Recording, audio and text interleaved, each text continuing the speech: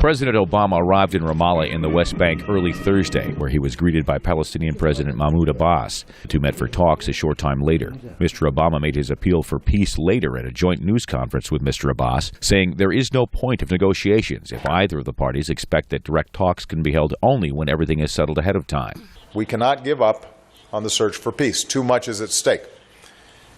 If we're going to succeed, part of what we're going to have to do is to get out of some of the formulas and habits that have blocked progress for so long. Both sides are going to have to think anew. Those of us in the United States are going to have to think anew.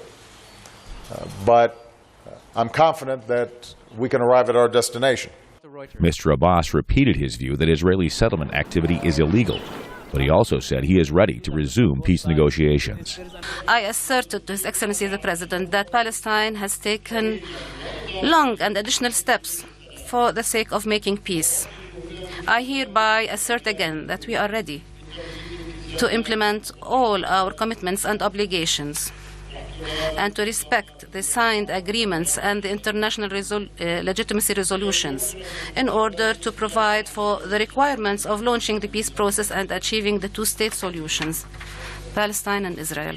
Mr. Abbas has insisted he will not resume negotiations until Israel stops settlement activity in the West Bank and building homes in East Jerusalem, two areas he claims for a Palestinian state. Israeli Prime Minister Netanyahu has long called for Mr. Abbas to resume direct talks without preconditions.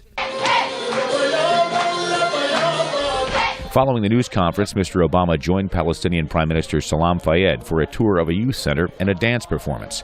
Mr. Obama later returned to Jerusalem for a speech to Israeli youth and a dinner with Israeli President Shimon Peres. Jeff Custer, VOA News.